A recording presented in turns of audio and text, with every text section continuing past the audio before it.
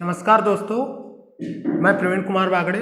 आज मैं आपको कंप्यूटर पढ़ाने वाला हूँ। देखिए, जो बहुत सारी कॉम्पिटिशन्स एग्ज़ाम्स होती है उसमें कंप्यूटर के बहुत से क्वेश्चंस आते हैं। जैसे कि आपने देखा होगा पटवारी की एग्ज़ाम है और व्यापम की एग्ज़ाम है और बहुत सारे सेंट्रल की एग्ज़ाम्स भी होती है जिसमें कंप्यूटर के क्वेश्चंस आते हैं। MPPSC में आते हैं और बैंकिंग में, रेलवे में। तो चलिए दोस्तों शुरू करते हैं। आज मैं आपको पहला टॉपिक पढ़ाऊँगा जिसका टॉपिक है कंप्यूटर का परिचय। तो कंप्यूटर का परिचय मैं आपको बताऊंगा। सबसे पहले हम देखते हैं कंप्यूटर। तो मैं आपको बता दूं कि कंप्यूटर जो होता है इसका हिंदी नाम होता है संगणक, जो एग्जाम्स में पूछा जाता है। और इसका एक और नाम होता है अभिकलित्र, संगणक और अभिकलित्र। और मिटाने का नहीं लगा, तो हिंदी नाम है कंप्यूटर का संगणक या अभिकलित्र।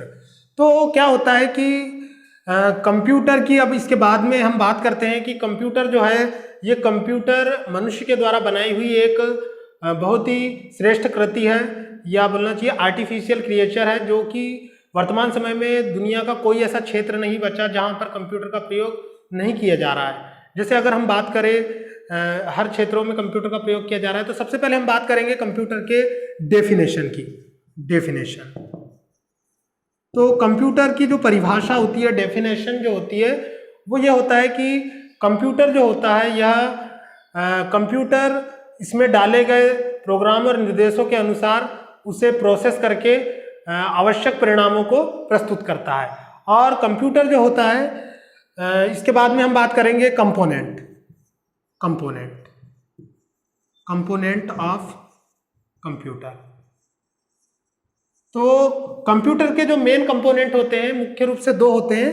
एक होता है आपका हार्डवेयर और दूसरा होता है आपका सॉफ्टवेयर। रोक दो भैया। तब हम बात कर रहे हैं कंप्यूटर सिस्टम के कंपोनेंट। ठीक है, कंपोनेंट दो होते हैं, एक होता है हार्डवेयर एंड सेकंड होता है सॉफ्टवेयर। तो हार्डवेयर का मतलब होता है कि कंप्यूटर, हार्डवेयर दो शब्दों से मिलकर बना है, हार्ड प्लस वेयर। हार्ड का मतलब होता है कठोर और वेयर का मतलब होता है भाग।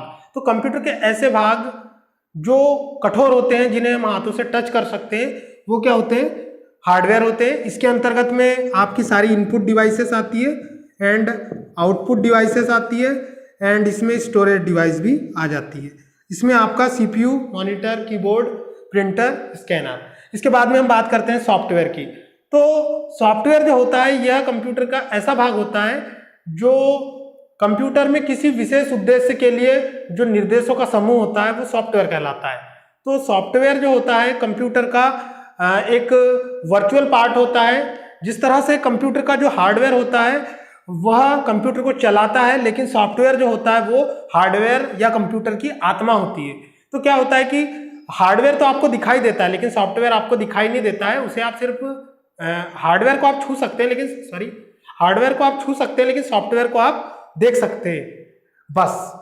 तो हार्डवेयर जो होता है वो एक पार्ट ऑफ कंप्यूटर होता है, लेकिन सॉफ्टवेयर उसके अंदर डाला हुआ प्रोग्राम होता है। तो सॉफ्टवेयर जो होता है ये दो प्रकार का होता है, तीन प्रकार का होता है। तो सॉफ्टवेयर जो होता है, सबसे पहले होता है आपका सिस्टम सॉफ्टवेयर, दूसरा होता है आपका एप्लीकेशन सॉफ्टवेयर एंड थर्ड होता है आपका यूटिलिटी सॉफ्टवेयर।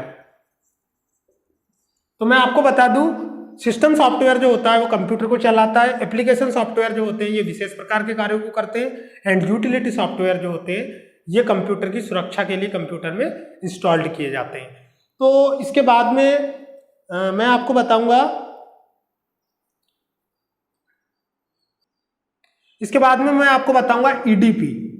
ईडीपी का तात्पर्य होता है इलेक्ट्रॉनिक डेटा प्रोसेसिंग। तो क्या होता है कि ईडीपी जो होती है, इलेक्ट्रॉनिक डेटा प्रोसेसिंग, इसका जनरली कॉम्पिटिशन एग्जाम्स में फुल फॉर्म पूछा जाता है कि ईडीपी क्या होती है। तो ईडीपी होती है इलेक्ट्रॉनिक डेटा प्रोसेसिंग और इलेक्ट्रॉनिक डेटा प्रोसेसिंग क्या होती है मैं आपको ब्लॉक डायग्राम के माध्यम से बताऊंगा। आपका होता है सीपीयू, जिसको कि आप कंप्यूटर का ब्रेन कहते हैं, और इधर पे होती है आपकी आउटपुट डिवाइसेस, और इधर पे होती है आपकी इनपुट डिवाइसेस। तो मैं आपको बताऊंगा, यह है आपका ब्लॉक डायग्राम। और सीपीयू के पार्ट भी होते हैं, आपको पता है, एएलयू होता है, एमयू होता है एंड कंट्रोल यूनिट होता है। एएलयू का फुल फॉर्म पूछा जाता है एग्जाम्स में। एएलयू का फुल फॉर्म होता है arithmetical logical unit, and MU का फुल फॉर्म होता है मेमोरी यूनिट, एंड सीयू का फुल फॉर्म होता है कंट्रोल यूनिट। तो क्या होता है कि जो आपका सीपीयू होता है ये आपके कंप्यूटर का ब्रेन होता है। जिस तरह आपके बॉडी का सबसे मेन पार्ट होता है आपका ब्रेन, ठीक उसी तरह कंप्यूटर का मेन पार्ट होता है सीपीयू। अगर सीपीयू में प्रॉब्लम आ जाती है तो आप कंप्यूटर पर कोई भी कार्य नहीं कर सकते। इसके बाद में सबसे पहले बात करेंगे हम इनपुट की। तो इलेक्ट्रॉनिक डेटा प्रोसेसिंग क्या होती है? इलेक्ट्रॉनिक डेटा प्रोसेसिंग का तात्पर्य यह होता है कि कंप्यूटर में इनपुट किए गए डेटा को इलेक्ट्रॉनिक रूप से प्रोसेस करके उसे इंफॉर्मेशन में कन्वर्ट करना। तो आप जो है इनपुट डिवाइस के माध्यम से डेटा इनपुट करते हैं। तो सबसे पहले मैं आपको बता दूं कि डेटा क्या होता है। एक्चुअल में जो डेटा होता है, डेटा यह कंप्यूटर में डाले जाने वाले या इनपुट किए जाने वाले निर्देशों को डेटा कहा जाता है। और डेटा जो होता है यह अव्यवस्थित आंकड़ों या तथ्यों का समूह होता है। The collection of raw material या raw information is known as data. इसके बाद में हम बात करेंगे इंफॉर्मेशन की। तो जब कंप्यूटर के द्वारा इलेक्ट्रॉनिक डेटा की प्रोसेसिंग हो जाती है तो ये कन्वर्ट हो जाता है इंफॉर्मेशन में। तो इनपुट डिवाइस की सहायता से जब डेटा सीपीयू में जाके प्रोसेस हो जाता है तो ये इंफॉर्मेशन में कन्वर्ट हो जाता है, जो कि हमारी यूजफुल इंफॉर्मेशन होती है। इसी को हम रिजल्ट भी कहते हैं। और इसमें आपके द्वारा जो इनपुट किया गया डेटा होता है वह दो प्रकार का होता है। आप सभी लोग जानते होंगे, numeric data and alpha numeric data.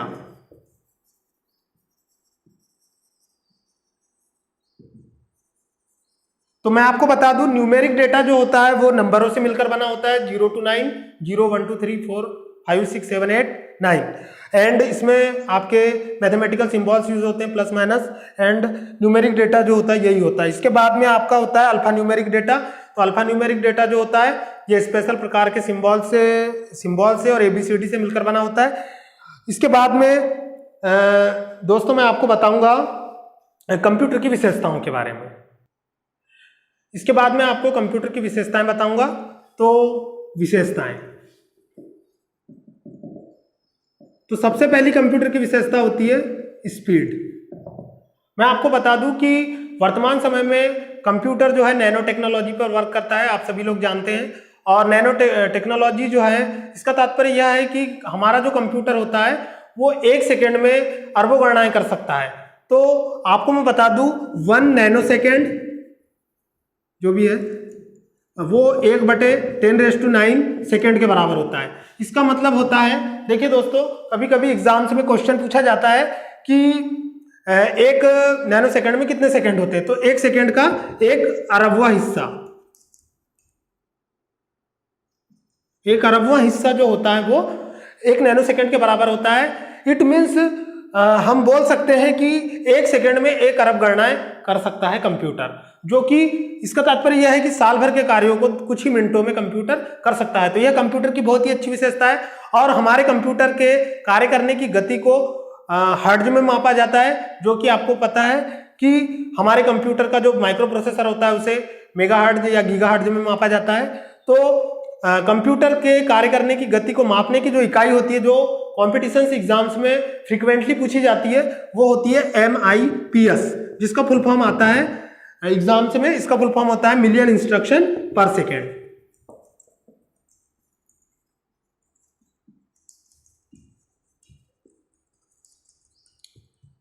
ये बहुत ही काम की चीज है, इसे आपको बिल्कुल रट लेना है कि मिलियन इंस्ट्रक्शन पर सेकेंड MIPS का फुल फॉर्म होता है। इसके बाद में मैं आपको दूसरी विशेषता बताऊंगा,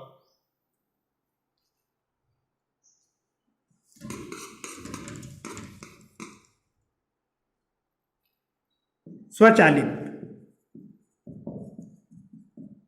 इट मीन्स ऑटोमेटिक। यह कंप्यूटर की दूसरी विशेषता होती है। जैसा कि दोस्तों आप सभी जानते हैं कि कंप्यूटर को हम एक बार निर्देश दे देते हैं तो कंप्यूटर उसमें डले हुए प्रोग्राम और सॉफ्टवेयर के अनुसार उन इंस्ट्रक्शंस को एग्जीक्यूट करते जाता है, मतलब उसमें मानवीय हस्तक्षेप की आवश्यकता नहीं होती है। कंप्यूटर को सौंपे गए कार्य को वह पूरी तत्परता, डिलीजेंट और पूरे डेडिकेशन के साथ करता है। और कंप्यूटर की इस विशेषता के कारण हम कंप्यूटर में बहुत सारे सॉफ्टवेयर प्रोग्राम डाल देते हैं और कंप्यूटर को कोई भी कार्य सौंप देते हैं। इसके बाद में आपकी तीसरी विशेषता होती है त्रुटि रहित कार्य, जिसको हम बोलते हैं एक्यूरेसी। इट मीन्स शुद्धता। तो कंप्यूटर में किए जाने वाले कार्यों में बहुत अधिक शुद्धता होती है, क्योंकि कंप्यूटर मानव की तरह नहीं होता है, यह कोई गलतियां नहीं करता है। और कंप्यूटर में जो भी गलती अगर होती है तो वो डेटा एंट्री की गलतियों के कारण होती है, क्योंकि कंप्यूटर एक मशीन है और वह कोई गलती नहीं करती है। अगर उसे गलत निर्देश दिए जाते हैं तो वह उसे गलत तरीके से प्रोसेस करके गलत इंफॉर्मेशन देता है। इसके बाद में हम बात करेंगे कंप्यूटर की चौथी विशेषता। तो कंप्यूटर की चौथी विशेषता होती है स्थायी भंडारण क्षमता, परमानेंट स्टोरेज। तो जब हम बात करते हैं कंप्यूटर के स्थायी भंडारण क्षमता की, तो दोस्तों मैं आपको बता दूं कि कंप्यूटर जो होता है वो एक ऐसी डिवाइस होती है जो डेटा को इलेक्ट्रॉनिक रूप से स्टोर करके रखती है। जिस तरह से प्राचीन काल में किसी डेटा को कागज के ऊपर लिखकर रखा जाता था या उसकी इमेज बनाकर रखी जाती थी या ताम्रपत्रों पर लिखा जाता था, लेकिन वर्तमान समय में एक छोटी सी सेमीकंडक्टर चिप पर हम लाखों करोड़ों डेटा हम जो है उसमें स्टोर करके रख सकते हैं। तो कंप्यूटर जो होता है उसमें हमको डेटा को संभालने की जरूरत नहीं पड़ती, क्योंकि छोटी सी चिप को हम सावधानी पूर्वक कहीं पर भी सुरक्षित स्थान पर रख सकते हैं। तो स्थायी भंडारण क्षमता के लिए कंप्यूटर में क्या होता है कि मुख्य रूप से दो प्रकार की मेमोरी होती है। एक होती है आपकी इंटरनल मेमोरी, जो कि आपकी कंप्यूटर की मेन मेमोरी होती है, और दूसरी होती है आपकी कंप्यूटर की सेकेंडरी मेमोरी। तो मैं आपको बता दूं कि आपकी जो मेन मेमोरी होती है वो रैम एंड रोम होती है, और सेकेंडरी मेमोरी आपको पता ही है hard disk, pen drive, CD, DVD, extra. मतलब कि इस तरह से और भी डिवाइसेस होती है, ब्लूरे डिस्क होती है और वीसीडी भी होती है और मेमोरी कार्ड्स भी होते हैं और आपकी पेन ड्राइव भी होती है। तो ये कंप्यूटर की स्थायी भंडारण क्षमता, ये कंप्यूटर की चौथी विशेषता है।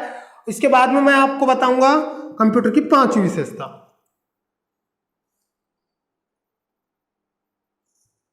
जल्द निर्णय लेने की क्षमता।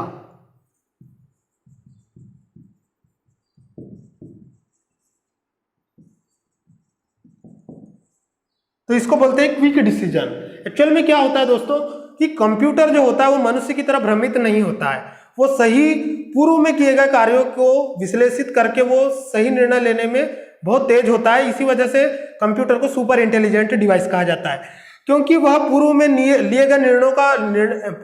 गए निर्णयों का बहुत जल्दी विश्लेषण कर लेता है और वो सटीक परिणाम तक पहुंच जाता है। इसीलिए कंप्यूटर जो है सुपर इंटेलिजेंट डिवाइस होती है। इसके बाद में मैं बात करूंगा कंप्यूटर की छठी विशेषता की। तो कंप्यूटर में होती है सुरक्षा। तो सुरक्षा की बात जब हम करते हैं तो इसका मतलब होता है सिक्योरिटी। तो कंप्यूटर में जो हमारा डेटा होता है वो बहुत ही ज्यादा सिक्योर होता है, क्योंकि इसमें हम आईडी और पासवर्ड का यूज करते हैं। तो कंप्यूटर में जो आईडी और पासवर्ड होते हैं वो काफी सिक्योर होते हैं और उसमें भी हम लोग हैश फंक्शन और इंक्रिप्शन टेक्निक का यूज करते हैं। और वर्तमान समय में तो कंप्यूटरों को सिक्योर करने के लिए आर्टिफिशियल इंटेलिजेंस के कॉन्सेप्ट का यूज किया जाता है। कई लोग जो है वॉइस पासवर्ड यूज करते हैं, कई फेस रिकॉग्निशन वाला पासवर्ड यूज करते हैं। तो ये आपको मैंने सारी कंप्यूटर की विशेषताएं बता दिया है, और भी कंप्यूटर की विशेषताएं होती है जो हम आगे के लेक्चरों में बहुत ही डिटेल में पढ़ेंगे। ठीक है दोस्तों, अब हम कंप्यूटर की सीमाओं के बारे में देखते हैं। Limitation of computer.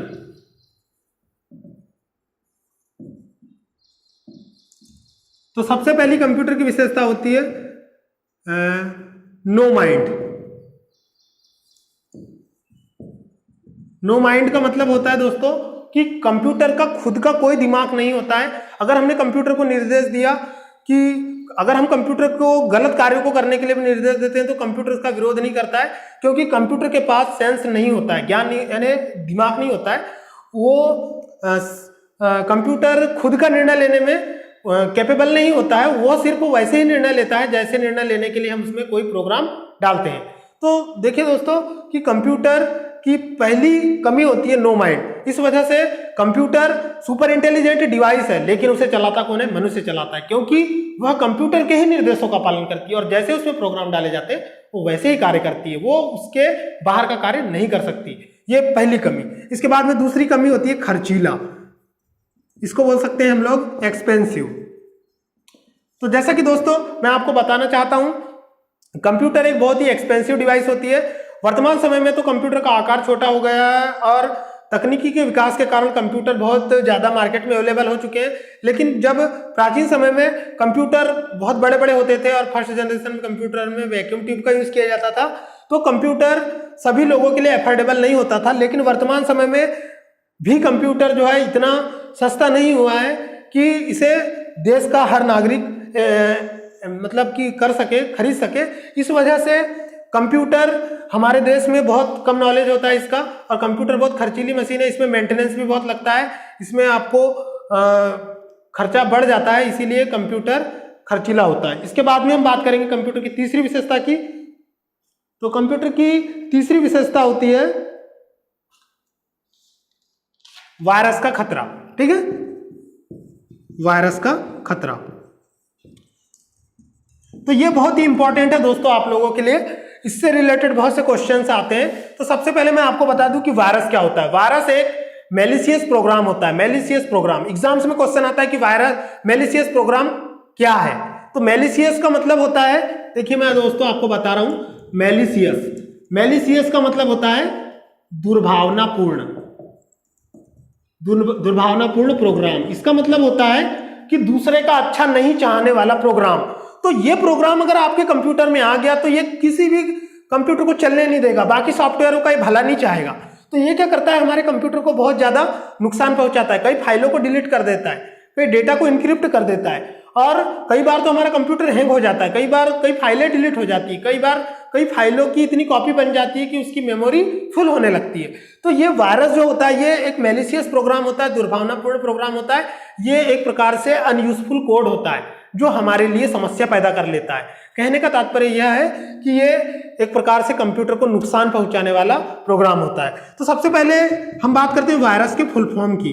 तो वायरस का जो फुल फॉर्म होता है दोस्तों ये इंपॉर्टेंट है, इसीलिए बता रहा हूं आपको, इसे आपको रट ही लेना है। ये हर बार एमपीपीएससी यूपीएससी का क्वेश्चन है।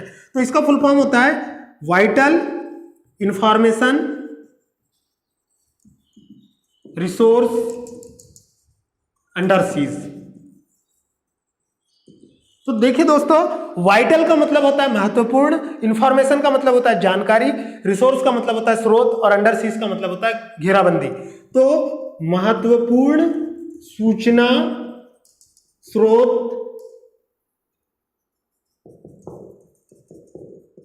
की घेराबंदी। तो आपके कंप्यूटर में जो यूजफुल डेटा होता है, महत्वपूर्ण सूचनाएं जो होती है, उसको ये ब्लॉक कर देता है। वायरस क्या कर देता है, ब्लॉक कर देता है, उसको यूज नहीं करने देता।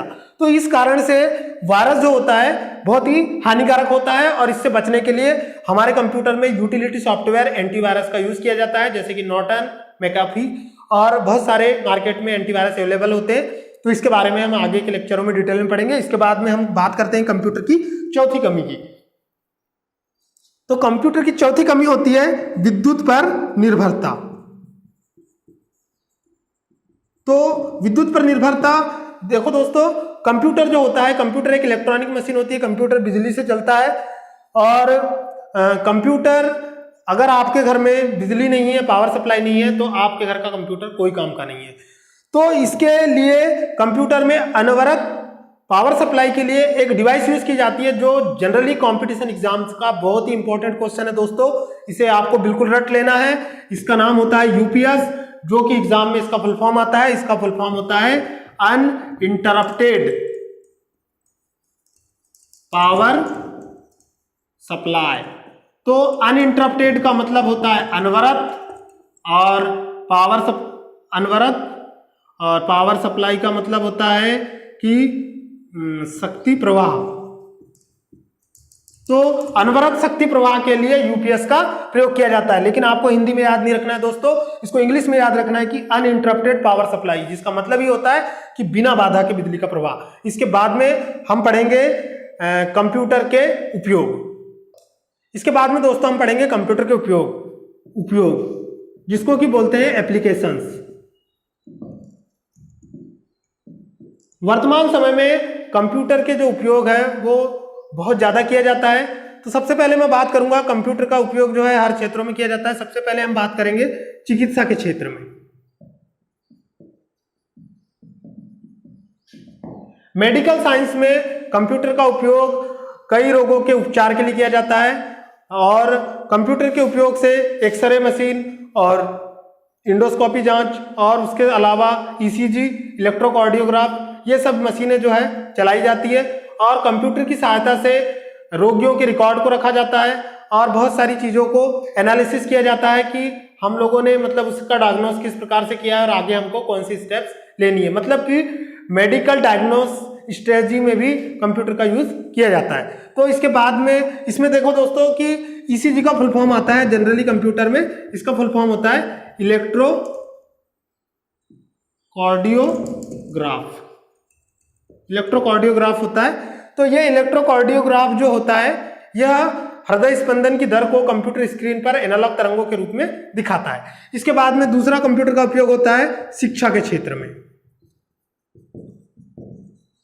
दोस्तों वर्तमान समय में हमारे देश में शिक्षा के क्षेत्र में कंप्यूटर का बहुत ज्यादा यूज किया जा रहा है और इसमें इंटरनेट ने बहुत ज्यादा महत्वपूर्ण भूमिका निभाई है। जैसा कि मैं आपको बता दूं कि वर्तमान समय में डिजिटल लाइब्रेरी और यूट्यूब चैनल्स ने बहुत सारे कंपटीशन एग्जाम्स के लिए बहुत सारे रास्तों को खोल दिया है। वर्तमान समय में आप लोग जो विकिपीडिया यूज करते हैं वह भी एक प्रकार का ये कंप्यूटर का एप्लीकेशन है। आप कंप्यूटर पर विकिपीडिया पर जाकर किसी भी सब्जेक्ट से रिलेटेड टॉपिक को पढ़ सकते हैं और उससे आप अपने डाउट्स को क्लियर कर सकते हैं। इसके अलावा कंप्यूटर का उपयोग शिक्षा के क्षेत्र में डिजिटल लाइब्रेरी के रूप में किया जाता है और कंप्यूटर में भी बहुत सारे ऐसे एप्लीकेशंस होते हैं जिन्हें आप चला करके अपनी शिक्षा में हेल्पफुल हो सकते हैं। इसके बाद में कंप्यूटर का यूज होता है साइंटिफिक रिसर्च या वैज्ञानिक अनुसंधान। तो दोस्तों वैज्ञानिक अनुसंधान के क्षेत्र में कंप्यूटर का यूज बहुत ज्यादा किया जाता है। तो साइंटिफिक रिसर्च में क्या होता है कि बहुत सारे जो शोध पत्र होते हैं, प्राचीन काल में जो वैज्ञानिक लोग होते थे वो शोध पत्रों को संभाल कर रखते थे। वर्तमान समय में उस सिक्योर डेटा को संभालना उतना आसान नहीं है क्योंकि शोध बहुत ज्यादा हो रहे हैं, साइंटिफिक रिसर्च बहुत ज्यादा हो रही है और डेटा की सिक्योरिटी और हर जगह अवेलेबिलिटी के लिए हम लोग जो है कंप्यूटर का यूज करते हैं। साइंटिफिक रिसर्च के क्षेत्र में जैसे कि आपने सुना होगा एम्स और बड़ी बड़ी जो संस्थाएं होती है इसरो और डीआरडीओ, यहाँ पर बहुत अधिक मात्रा में कंप्यूटर का यूज किया जाता है और बहुत कम कर्मचारी बहुत सारे डेटा को मैनेज कर पाते हैं। इसके बाद में कंप्यूटर का जो नेक्स्ट उपयोग होता है वो होता है रेलवे व वायुयान आरक्षण में। तो रेलवे और वायुयान आरक्षण में ऑनलाइन टिकट बुकिंग के लिए और बहुत सारे कार्यों के लिए कंप्यूटर का यूज किया जाता है। एयर फ्लाइट कंट्रोल सिस्टम, आप लोगों ने नाम सुना होगा दोस्तों। एयर फ्लाइट कंट्रोल सिस्टम जो होता है वो रियल टाइम ऑपरेटिंग सिस्टम पर आधारित होता है जिसमें कि तुरंत डिसीजन लेकर के हमें एयर फ्लाइट को कंट्रोल करना होता है। तो और रेलवे में जो आप लोग जो टिकट बुक करवाते हैं ऑनलाइन या ऑफलाइन भी करवाते हैं तो वहां पर जो कंप्यूटर्स होते हैं उनमें कंप्यूटर का बहुत अधिक यूज किया जाता है टिकट बुकिंग में। इसके अलावा कंप्यूटर का जो यूज होता है प्रकाशन के क्षेत्र में। वर्तमान समय में दोस्तों डीटीपी का नाम आपने सुना होगा, जो एग्जाम्स में आता है डीटीपी। इसका आपको फुल फॉर्म बिल्कुल रट लेना है, ये भी कंपटीशन का क्वेश्चन है। इसका फुल फॉर्म होता है डेस्कटॉप पब्लिशिंग। तो दोस्तों डेस्कटॉप पब्लिशिंग जो होती है यह एक ऐसी टेक्नोलॉजी होती है जिसमें हम कंप्यूटर में किसी भी इनविटेशन कार्ड को डिजाइन कर सकते हैं या कोई पॉम्पलेट डिजाइन कर सकते हैं या कोई बैनर डिजाइन कर सकते हैं या कोई नक्शा बना सकते हैं और उसे फिर हम कंप्यूटर में स्पेशल प्रिंटर की सहायता से एक कागज पर या किसी कठोर सतह पर ले सकते हैं। तो इससे क्या होता है कि प्रकाशन के क्षेत्र में, अखबार छपाई के क्षेत्र में और बहुत सारे क्षेत्रों में, बुक्स प्रिंटिंग के क्षेत्र में, कॉमिक्स प्रिंटिंग के क्षेत्र में इस प्रकाशन वाली विशेषता का यूज किया जाता है। इसके बाद में दोस्तों कंप्यूटर की नेक्स्ट विशेषता होती है प्रशासन,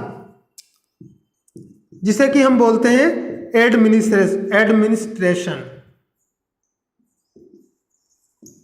वर्तमान समय में हमारे देश में एडमिनिस्ट्रेशन में कंप्यूटर का यूज तेजी से बढ़ रहा है। दोस्तों मैं आपको बता दूं कि जैसे हम बात करें विकसित देशों की, अमेरिका, जापान, इटली, वहां पर सारे कार्य जो है कंप्यूटर की सहायता से किए जाते हैं और सभी लोगों की सैलरी कंप्यूटर के माध्यम से ट्रांसफर कर दी जाती है। सारे कर्मचारी कंप्यूटर पे काम करते हैं, उनको कंप्यूटर का बेसिक नॉलेज होता है। लेकिन हमारे देश में धीरे धीरे इसका उपयोग बढ़ रहा है। सभी मंडियों को ऑनलाइन जोड़ा जा रहा है, सभी थानों को ऑनलाइन जोड़ा जा चुका है।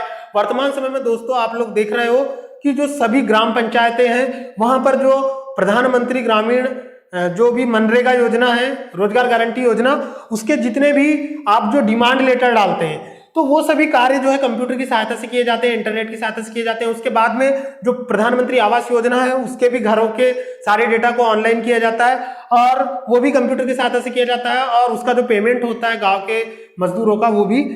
तो और इसके अलावा जन सुनवाई है और बहुत सारे ऐसे काम है गवर्नमेंट के जो प्रशासन के क्षेत्र में कंप्यूटर का यूज किया जा रहा है। आजकल कोर्ट भी ऑनलाइन हो चुके हैं। दोस्तों इसके बाद में मैं आपको बताऊंगा कंप्यूटर की 7वीं विशेषता बैंकिंग। तो आप लोगों को बता दूं कि बैंक में जो सारा काम होता है वो बैंकों में जो सारा कार्य होता है वो कंप्यूटर के माध्यम से होता है। वर्तमान समय में बैंकिंग के क्षेत्र में कंप्यूटर का यूज जो है ब्रॉड लेवल पर किया जा रहा है। तो कंप्यूटर के बिना बैंकिंग आज के समय में बिल्कुल भी पॉसिबल नहीं है। दोस्तों वर्तमान समय में कंप्यूटर के क्षेत्र में, बैंकिंग के क्षेत्र में कंप्यूटर की महत्वपूर्ण देन है एटीएम, जिसका कि फुल फॉर्म आप लोगों को कंपटीशन एग्जाम्स में आता है। दोस्तों इसको आपको रट लेना है। इसका फुल फॉर्म होता है ऑटोमेटिक टेलर मशीन।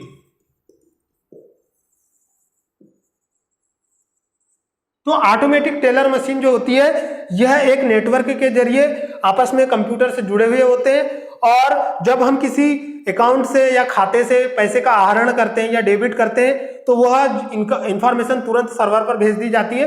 और अगर मान लो आप दो एटीएम होल्डर हो तो आपके दूसरे अकाउंट पर भी, दूसरे एटीएम पे वो जानकारी अपडेट हो जाती है और इस तरह आपके नंबर पे ओटीपी मैसेज आ जाता है कि आपका अकाउंट से पैसा कट चुका है। तो बैंकिंग के क्षेत्र में कंप्यूटर का यूज बहुत ज्यादा किया जा रहा है। इसके बाद में दोस्तों कम्युनिकेशन, इट मीन्स संचार।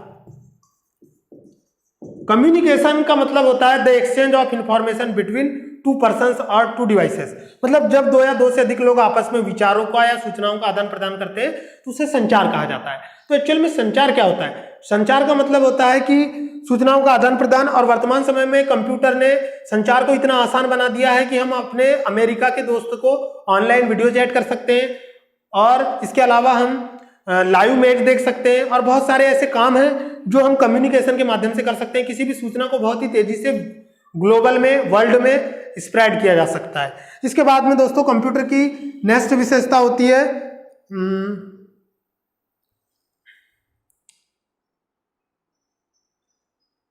रक्षा के क्षेत्र में। तो रक्षा के क्षेत्र में दोस्तों रॉकेट लॉन्चिंग है या फिर आप लोगों को जो पनडुब्बी निर्माण है, उन सभी के क्षेत्रों में जो है कंप्यूटर का यूज बहुत आज से किया जाता है। इसके बाद में है दोस्तों मनोरंजन। मनोरंजन का मतलब होता है इंटरटेनमेंट। वर्तमान समय में कंप्यूटर ने इंटरटेनमेंट के बहुत से माध्यमों को उपलब्ध करवा दिया है, जिसमें हम ऑनलाइन गेम की बात करते हैं, ऑफलाइन गेम की बात करते हैं और कंप्यूटर की सहायता से हम यूट्यूब पर अपना समय व्यतीत कर सकते हैं, फेसबुक चला सकते हैं और भी कंप्यूटर में लर्निंग एप्स होते हैं जिनकी सहायता से हम कंप्यूटर पर अपना समय व्यतीत कर सकते हैं। दोस्तों इसके बाद मैं आपको थोड़ा सा कंप्यूटर के और कैलकुलेटर के बारे में बताऊंगा। ठीक है दोस्तों, अब हम लोग जो भी पढ़ा है उसे एक बार और रिव्यू करेंगे। तो सबसे पहले हमने आपको बताया था कंप्यूटर। तो दोस्तों मैं आपको बता दूं कंप्यूटर क्या है। कंप्यूटर एक इलेक्ट्रॉनिक मशीन है जो दिए गए निर्देशों को कंप्यूटर में डाले गए प्रोग्राम के अनुसार प्रोसेस करके उसे उपयोगी जानकारी में परिवर्तित करती है। इसके बाद में मैंने आपको बताया कंपोनेंट ऑफ कंप्यूटर। इसमें मैंने दोस्तों आपको बताया हार्डवेयर के बारे में, सॉफ्टवेयर के बारे में।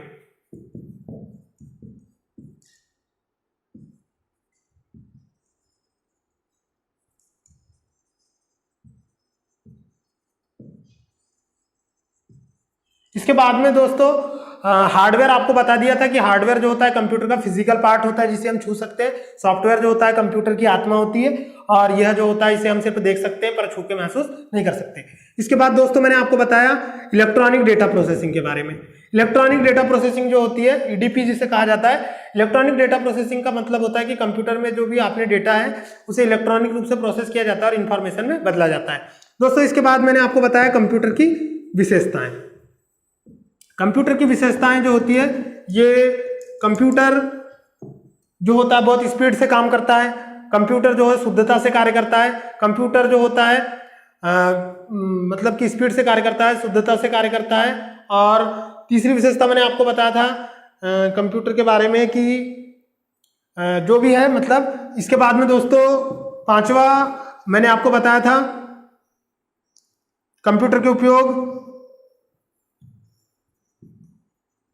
तो इस तरह से आपका जो है कंप्यूटर का सामान्य परिचय खत्म हुआ, और आगे भी इस तरह के वीडियो आते। अब एक बहुत ही महत्वपूर्ण चीज है दोस्तों जो मैं आपको बताने वाला हूं।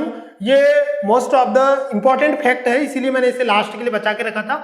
एक्चुअल में क्या होता है, जो आपका कंप्यूटर होता है, तो ये कंप्यूटर जो होता है, ये कंप्यूटर शब्द की उत्पत्ति लैटिन भाषा के शब्द कंप्यूट से हुई है, जिसका अर्थ होता है गणना करना।